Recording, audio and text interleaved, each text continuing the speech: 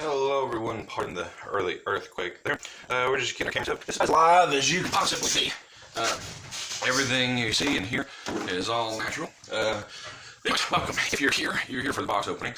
We previously done the Primal Genesis. Today we are going to do the NG Falconwrath, I guess. I'm not sure of the name. Be with me, guys. The names and punctuations are very good. But I have to make sure my lighting... There we go. Like I said, guys, this is all live, all natural. You're not going to get any photo magic here. What you see is what you get. But anyways, we have Falconwrath. 3 drop, 1 black and a red. For 1/3 haste, discard a card, draw a card. Whenever you discard a card, if it has madness, untap.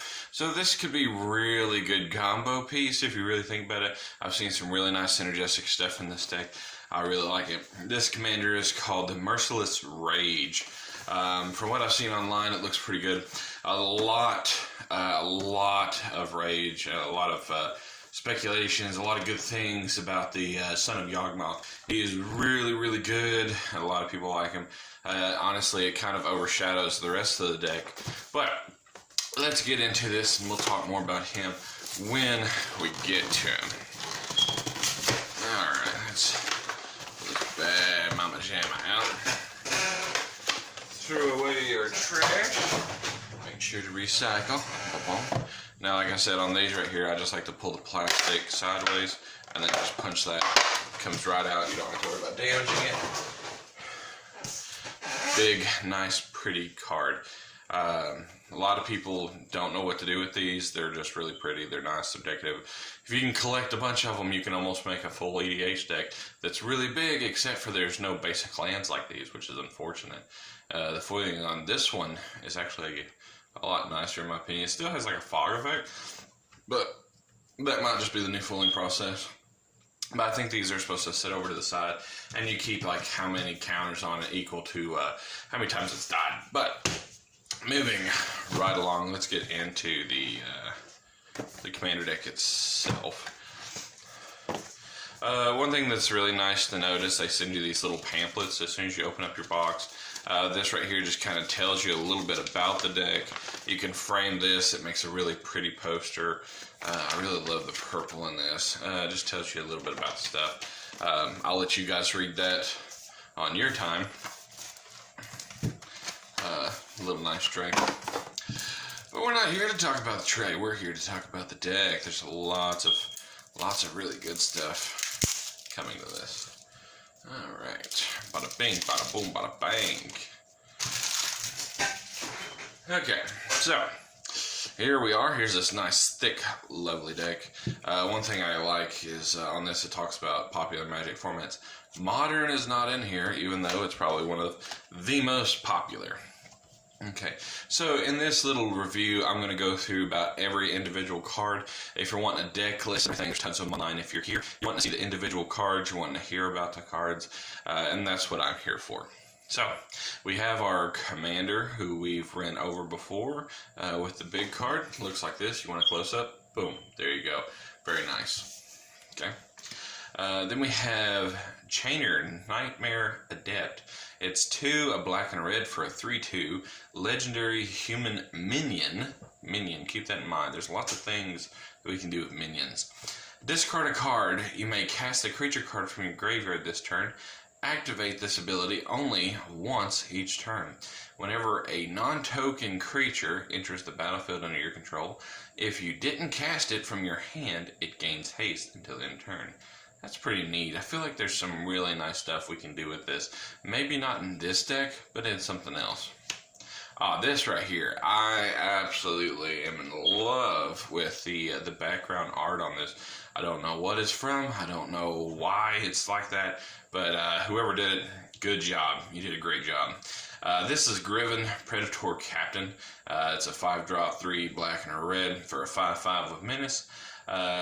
He gets XO until where X is the amount of life you've lost this turn. He gets XO this turn. Okay, so I'm guessing it's till the end of turn. I just didn't put that. So it's like how much ever life you lost, he gets that much buff to the front. which is really good with the Son of Yawgmoth. Whenever this guy attacks, you may sacrifice another creature. If you do, draw cards equal to the creature's power, and you lose life equal to that creature's toughness. So you draw cards, you lose life, you get buffs here. So kind of like a kill yourself to make things good. I like it. Oh, I like it. Okay, here's probably my favorite part. The tokens. The tokens. These are really beautiful. They've really started stepping up their game. That is the stupidest thing I've ever seen. What a waste of paper. Okay, don't get me wrong, guys. I like zombie tokens, right? And the art, I like the option of the art, but why in the world would you give me a 2/2 zombie with the 2/2 zombie on the back? I feel like that's redundant. It's like, well, this is just a 2/2 zombie. There's really no reason for it to be done that way. Guys, I'm going to give you honest opinions, and I'm going to lie and be like, oh, this is such a great idea. I mean, this, to me, is really stupid that they put a zombie on both sides. I mean, if you're going to change the art, give this a 2/2 zombie, give this a 2/2 zombie, you know, just different art there. You know, give me it like this, and then on the back, put something else. I guess they needed room for other things. This one's got the emblem from Obnixless. More than 2/2 zombies. Wow, I feel like they really missed the mark on this. I mean, the art is beautiful. Why, is that all this deck makes is zombie tokens? If that's all it makes, I mean, I guess I can see why you, but give me different art on each one. Don't make much sense to me. Alright, Fiery Temper, 3 for an instant. Basically, it's a lightning bolt if you madness it, otherwise you're paying 3. Mire in Misery, I'll get there. 2-drop sorcery, each opponent sacrifices a creature or enchantment. One thing I like is this gives black ways to get rid of enchantments, but the thing that I don't like is it gives your opponent the option of creature enchantment, and you don't really get to target, so this will probably come out of the deck for more specific spot removal. This just gives your opponents options, and your opponents do not need options in Commander. Alright, this one we actually seen in the Primal Genesis. It's Hate Mirage for 4-drop sorcery speed. Choose up to 2 target creatures you don't control. For each of those creatures, create a token that's a copy of that creature. Those tokens gain haste. Exile them at the beginning of the next end step. A really good card. I really like it. Oh, this guy. I am really excited about this. Maybe too excited. Not sure. 2-drop for Bloodthirsty Blade. Equipped creature gets +2/+0 and is goaded, which basically means it can't attack you.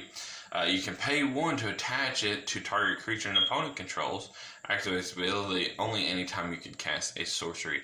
I really like this. I like it. It's equipment you can give to your opponent, and it's like, hey, whether you're my friend or not, this is yours, and that thing cannot attack me. So unless they get rid of this, I really like it.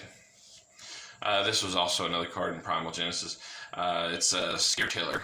It's 4 for a 1/4. Whenever it becomes tapped, you choose one. You can either put a land from your hand into play or return one from your graveyard. I think there's some really neat things you can do with that. Alright, Big Game Hunter, 3 for a 1/1. Whenever it enters the battlefield, destroy target creature with power 4 or greater. Can't be regenerated. Madness 1. I think that's really good to have that. I think this will be a great card in the deck. Call to the Netherworld. 1-drop for a sorcery. Return target black creature card from the graveyard to your hand. Madness 0. I like that. You'll see me say that a lot. I like that because I do like that. Dark Withering. 4, 5, 6-drop for destroy target non-black creature with Madness 1. Thank God for that madness, because this is stupid. That is way too much. I understand instant speed. That's nice. But this could have been a sorcery. Knock that down 2 pegs for 4-drop. And that'd probably been fine because madness allows you to cast it instant speed anyway. But if they didn't make bad cards, we wouldn't know what the good cards are. Faith of the Devoted. 3-drop enchantment. When you cycle or discard a card, you may pay 1. If you do, each opponent loses 2 life, and you gain 2 life. I feel Like, if you have enough mana, this card is going to gain you a lot of life. I wish it said you gain life equal to life lost, but that's just me being greedy. I really like the extort mechanic, so that's nice. Gorgon Recluse, 5-drop for a 2/4 Gorgon. Whenever it blocks or becomes blocked by a non-black creature, destroy that creature at the end of combat. Madness 2. I feel like Madness is really your big value, so if you don't have your commander out, you're really missing a lot of the value. This deck is meant to get your commander out and cast it. Grave Scrabbler, 4-drop for 2/2 with Madness for 2. When it enters the battlefield, if its Madness cost was paid, you may return target creature card from your graveyard to its owner's hands. So this is just another one of those that, you know, if you take all this out, 4-drop for 2/2 is really bad, but a 2-drop for a 2/2 that gives you that's good. So you want to be casting your Madness. Destroy target tapped creature with Madness 2. For sorcery speed, Murderous Compulsion. We remember that from Shadows over Innistrad, if I'm not mistaken. Nightshade Assassin, 4-drop for a 2/1 with first strike. When this assassin enters the battlefield, you may reveal X black cards in your hand. If you do, target creature gets -X/-X until the end of turn. So that could be interesting. That's very interesting. Very interesting. Oh, okay, this card you gotta reprint. This is really good. 3-drop for a 3/2 when it enters the battlefield. Each player sacrifices a creature or planeswalker. Each player who can't discard a card. Each player who can't discards a card. There we go. My English is very, very poor, even though it's my natural language. Sanitarium, a skeleton. 1-drop for a 1/2. You can pay 3 and return it from the graveyard to your hand. So this is a really nice, recursion. Discard it with Falcon Wrath, get to draw a card, pay 3, get it back. It's not as good as Squee, but it's another card that's like another Squee. All right, here's a nice one. 5-drop for a Saga.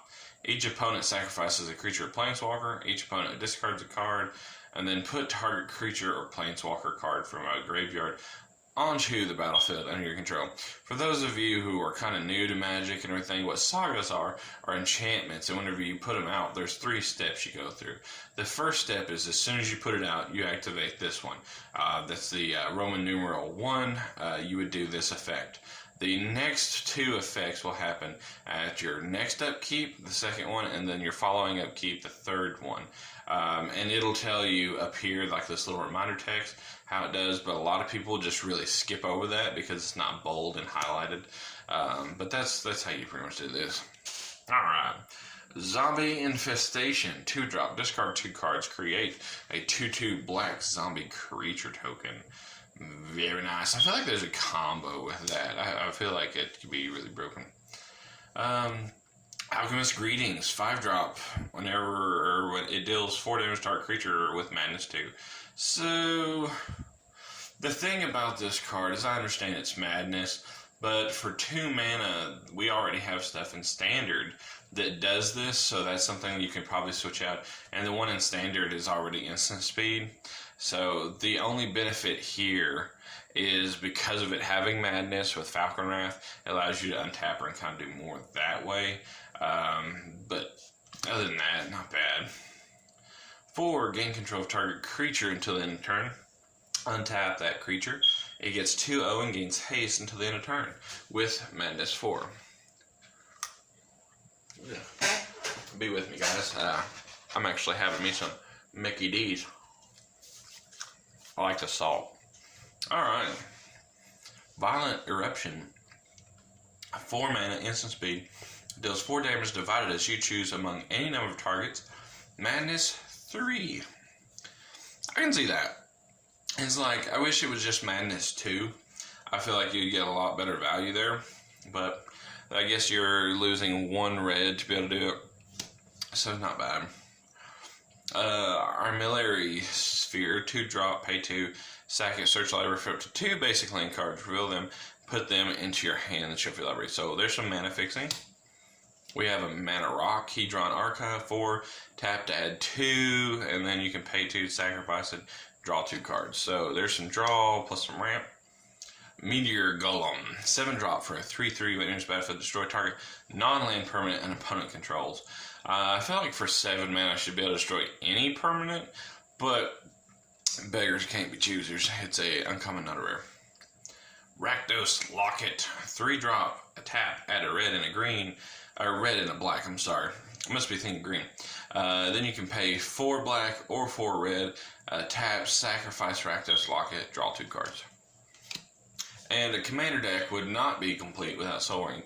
If you're not running Soul Ring in a commander deck, you're probably doing it wrong, depending on the commander deck. I have one commander deck currently that I don't run Soul Ring in, and that's Elves. And that's just because most Elf decks have so much ramp.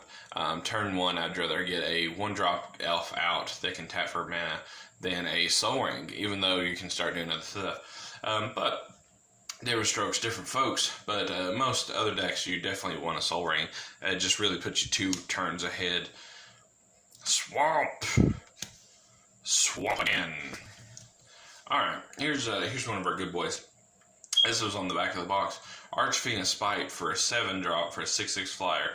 Whenever a source an opponent controls deals damage to this guy, that source's controller loses that much life unless they sacrifice that many permanents.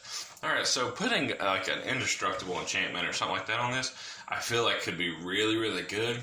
There's a 4-drop creature that kind of does the exact same thing, but not bad. Madness is 5, so I could see that.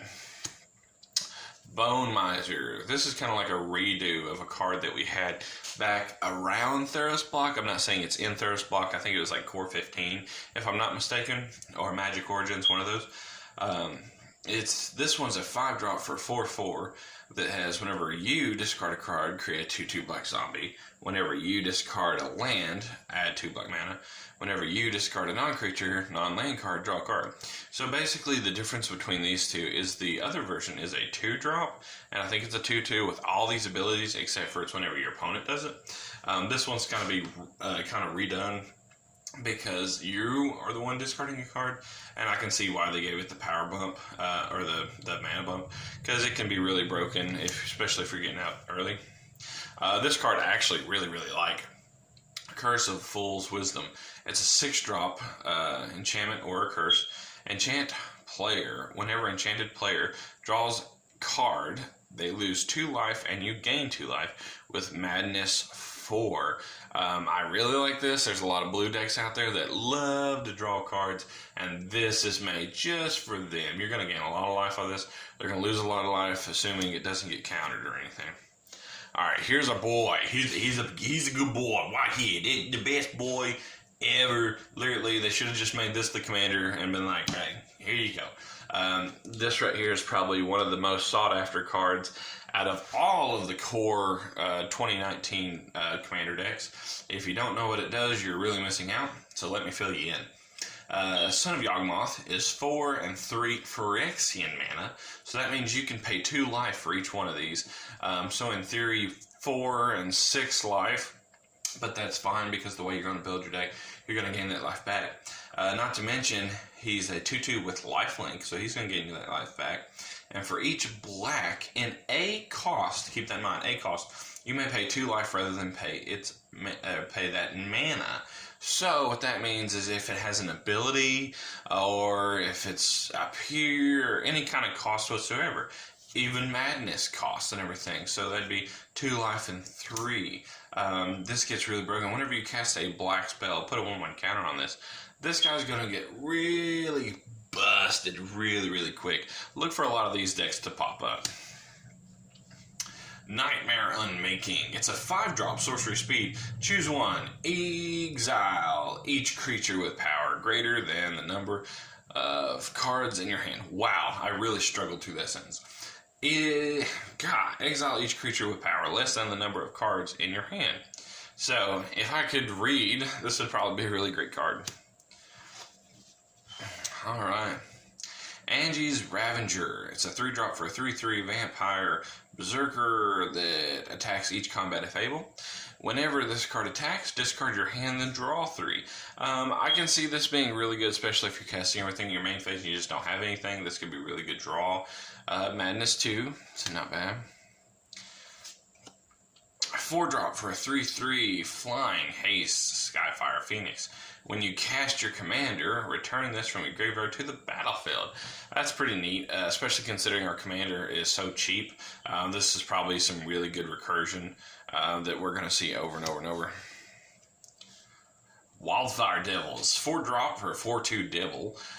Whenever Wildfire Devils enters the battlefield and that means 2 teams, at the beginning of your upkeep, choose a player at random. That player exiles an instant or sorcery card from the graveyard. Copy that card. You may cast the copy without paying its mana cost. So 9 times out of 10, what you're going to get off this is people play these ramp spells and stuff. You're going to get a lot of ramp spells with this, and that's probably what's going to happen, which is totally fine. Here's a nice card. Eon Engine, 5-drop, enters the battlefield tapped. You can tap it, exile this, reverse the game's turn order. So there, you could basically, this is, I'm going to take an extra turn and we're going to switch everything backwards. Because you can do this at instant speed. So it's like, all right, I'm taking my turn, pass to you, tap it, come back to me, and then go around. So you're basically skipping out 2 people's turn. I think this is really good. If it didn't exile it, I feel like it could be busted. Sanctum of Eternity. Tap to add a colorless 2 mana. Return target commander you own from the battlefield to your hand. Activate this ability only during your turn. I feel like this is going to be one of them money cards. It's a land that does stuff with your commander, and those are usually always kind of expensive. Boneyard Parlay, 5, 6, 7 mana, exile up to 5 target creature cards from your graveyard. An opponent separates those cards into 2 piles. Put all cards from the pile of your choice onto the battlefield under your control, and the rest into your graveyard. Okay, yep, yeah. Alright, cool. Alright, this guy, I don't think he should be a mythic, but sure. 6-drop for a 4/4. You pay 5, sacrifice X other creatures, return X to target creature cards from your graveyard to the battlefield. I understand? That's a good mechanic. 5, 6, 7. Put champion on top of your library from your graveyard. That just seems like a lot of mana to do that, but I guess in Commander you're going to have a lot of extra mana, so sure. Keth, Lord of the Vault. Now this guy's a good one. This is one of those, if you build the Yawgmoth deck, just throw him in there. A 6-drop for a 5/5 with Intimidate. You can pay it black and X. Put target artifact or creature card with converted mana cost X from an opponent's graveyard onto the battlefield under your control tapped. Then that player puts the top X cards of the library into their graveyard. So this is milling them. This is getting cards in their graveyard. This is pulling creatures out of the graveyard to fight for you. This is a great card. I love it. I love the legendary border on it too. Oh, Merciless. Now, it makes me wonder, is this the best one that they could have gave us? I feel like the reason they did this is just for the draw, because red-black maybe doesn't have a lot of draw, so maybe that's why they gave us. Myself, personally, I would really love to see a Sorin, like the one that makes your opponent's life total 10. I would have really loved to seen that in this, but I understand the value-wise. That's probably why they didn't do it, because you can't put too much value in here. Otherwise, Wizards won't make no money. So this is a 5-drop Planeswalker with 5 abilities. You can +1, you draw a card and lose 1 life. -3, destroy target creature, or -8, target opponent gets an emblem with. Whenever a player draws a card, you lose 2 life. Soul of Innistrad. It's a 6 mana 6/6 with Death Touch. You can pay 5. Return up to 3 target creature cards from your graveyard to your hand. So there's some graveyard version. 5. Exile this from your graveyard. Return to 3 target creature cards from your graveyard. I like these just because even if they're in your graveyard, you still have options. Grimoire of the Dead. 4 for a legendary artifact. You can pay 1, discard a card, put a city counter on Grimoire of the Dead. You can tap it, remove 3 city counters from this, sacrifice it, put all creature cards from all graveyards onto the battlefield under your control. They're black zombies in addition to their other colors and types. This is a really cool card. I liked it whenever it was in standard. I like it now. I think it's a great commander piece. Alright, Asylum Visitor, 2-drop for a 3/1 with Madness 2. So the Madness cost is the same as the regular cost, it's just you can cast it at instant speed with the Madness if you trigger it. At the beginning of each player's upkeep, if that player has no cards in hand, you draw a card and you lose 1 life. So not bad. It gives you some draw engines, just be careful not to kill yourself with it.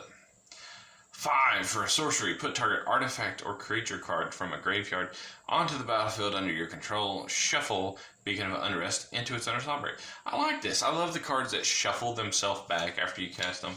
I feel like you get so much value. Doomed Necromancer. 3 for a 2/2. You can pay 1 black, tap it, sacrifice it, return target creature card from your graveyard to the battlefield. I like this a lot. Because of that ability, I like this a lot. If you get milled, it gives you so many options. I think this is good. I want to make copies of this and do that with the copies. I think that would be really great. Put a Mimic Bat in here and do that, and I think you're good. I wonder if, do we get a Mimic Bat with it? I know we got a Mimic Bat with Primal Genesis. That might be more transferring over here. From under the floorboards. This is why we have 50,000 zombie tokens with both front and back. So I guess if you turn them up on your side, you get 2 tokens. I don't know. 5 for create 3 tapped 2/2 black zombie creature tokens, and you gain 3 life. If this spell's madness cost was paid, instead create X of those tokens and you gain X life. Madness is 2 black and X. So with the madness, you can pay the regular and you're still getting the same amount, but it allows you to pay more or less. Hedonus Trove. I like the art on this. 7-drop. Enters battlefield. Exile all cards from target opponent's graveyard. You may play land cards exiled with Hedonus Trove. You may cast non-land cards exiled with Hedonus Trove. You may cast more than 1 spell this way each turn. Ugh, yes. Let's yawn through the whole video like we did the last one. In Grook's Wake, destroy all creatures and planeswalkers you don't control. 7, 8, 9 mana to cast this. It's not impossible, but it is late game. 7 mana for a 5/5 flying. When Overseer of the Dam enters the battlefield, you may destroy target creature. Whenever a non-token creature an opponent controls dies, create a tapped 2/2 black zombie creature token. The art looks really good. Now, see, they should have gave us some of the art off of the cards, like some of the zombies we've seen. Avison's Judgment. Look, there's a little Tameo right there, and it looks like she's holding on to Jace. Get a little look at there. Help me, I'm here. Kind of thing. Yeah, you get a point. 2-drop. With Madness Red and X. Avison's Judgment deals 2 damage divided as you choose among any number of targets. If the spell's Madness cost was paid, it deals X damage divided as you choose among those opponents and or players instead. Oh. Hang in there with me, guys. Alright, here's some really good removal for red. Chaos Warp. 3-drop instant speed. The owner of target permanent shuffles it into their library, then reveals the top cards of their library. Reveals the top card of the library. If it's a permanent card, they put it onto the battlefield. So this is really good for removal for big stuff. I mean, you're kind of chancing it, but it's also good for yourself, like get rid of a 1/1 token or a 2/2 zombie, and possibly go get something bigger and better. 6 mana with Undying. Undying is really nice mechanic. Whenever this card or another creature enters the battlefield from the graveyard, that creature deals damage equal to its power to any target. Planeswalker creature, all that stuff. Here's a good one. Magus of the Wheel. 3-drop for a 3/3. You can pay 2, sacrifice Magus of the Wheel. Each player discards their hand, then draws 7 cards. That's not bad. I really like it. This is one of those decks I feel like there's a lot of value in here, but to me personally, I would want to tear this deck apart and throw its pieces all over my other commander decks.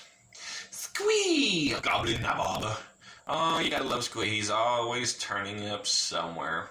3-drop for 1/1 at the beginning of your upkeep. If you may return Squee from your graveyard to your hand. I'm sorry, guys. I must be really boring if I'm making myself tired. So, I really like Squee. he keeps coming around. And he's really good with your commander. You can tap it, discard squee, get squee back. I don't know if you guys watch, or gals, watch the Command Zone. That's what they was doing there with it. Stormkirk Occultist. 3-drop for a 3/2 with Trample. Deals combat, whenever it deals combat damage to a player, exile the top card of your library. Until the end of turn, you may play that card. With Madness 2, so you save 1.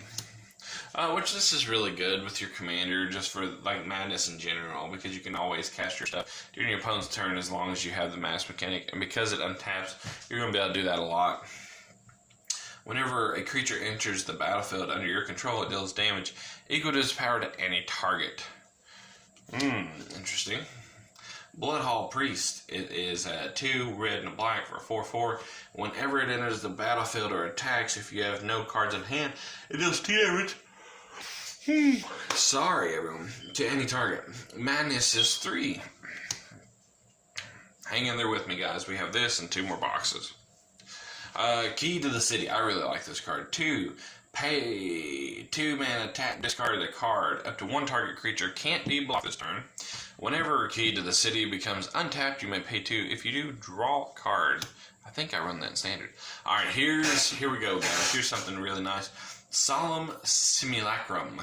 It's a 4-drop for a 2/2. Whenever it enters the battlefield, you may search the library for a basic land card, put it on the battlefield tap, then shuffle your library. Whenever it dies, you get to draw a card. But we got some nice new art. Shiny. I really like it. Drawn Yard Temple. Taps for colorless, or you can pay 3 and return from graveyard to battlefield, which is really good in land destruction. I don't know how you're going to get the 3 mana to do it, but there you go. Exotic Orchard. This is in all of our pre-constructed. Add 1 mana of any color that land an opponent. Add 1 mana of any color that a land an opponent controls could produce. Very nice. Gyre Reach Sanitarium. You can tap to add a colorless or pay 2. Each player draws a card, then discards a card. This is really good politics. It's like, hey, everyone, I'm going to let everyone draw a card. Just be nice to me. Do not attack me. Or I'll throw all my swamps at you. I think they should have put Shrek in one of these swamps. Or maybe in the next set with Throne of Eldraine. And we have some mountains. I think we're into our basic lands. There should be a couple more non-basics, if I'm not mistaken. Because, wow, there is a lot. Whoops. I'm going to make a mess here, guys. I always say, it's no fun unless you make a mess. Alright, here we go. I always feel like I'm casting spells. My neighbors must hear me outside and be like, man, this guy's a wizard or something. Over there saying, Hakim, Hakam. So, you get the point. Anyways, end of battle taps to gain a life. We're going to see a couple of those. Ash Barrens is a good reprint. This has seen Pauper play. That's good in Commander. That's just really nice. It did have like a nice $20 price tag at one point. Then we have Baron Moore. You can enter this battlefield tapped and you can cycle it. We have another life gain land. Cinder Barons, just enter the battlefield tapped. It gives you one or the other. Command Tower. This is one of those that when you're building a Commander deck, you need Soul Ring, Command Tower, and then 98 more cards. Evolving Wilds. The red cycle land. Memorial to Folly. Enters battlefield tapped. You can tap it at a black, or you can pay 3, sacrifice it, return target creature card from a graveyard to your hand. So that's nice to have on a body. I wonder if they gave us Bajuga Bog in this. Matori Mire, I guess is what you call it. Enters battlefield tapped.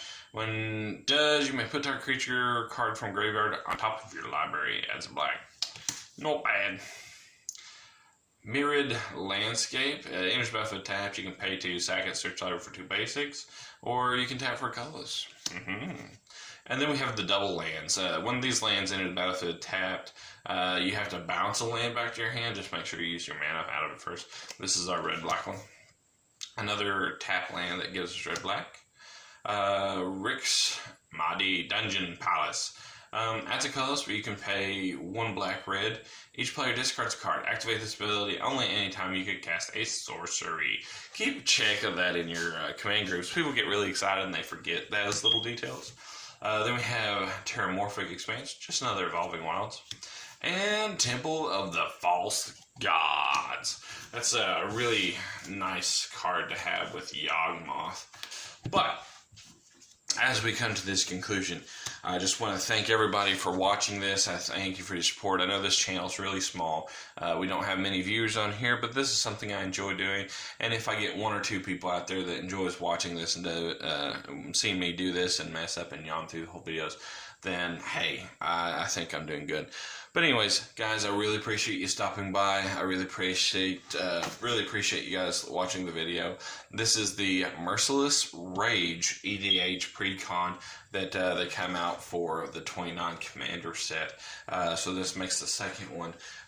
Next, we are going to be doing, not in this video, but the next video we're going to be doing is the Faceless Menace. Look out, we're going to do this tonight, so it should be on sometime tomorrow morning. So come back for that, and we hope that this helped you in some way or some form. Hopefully these help you to pick out which commander deck is right for you. And even if you don't want to use these, pick one up, take the pieces out of it. There's a lot of really good reprints in these. Pick them up, build the deck for yourself, come out to your local game store, play with us. We'll always play. Really enjoy you guys. But anyways, thanks again. Really appreciate you all, and we'll see you next time.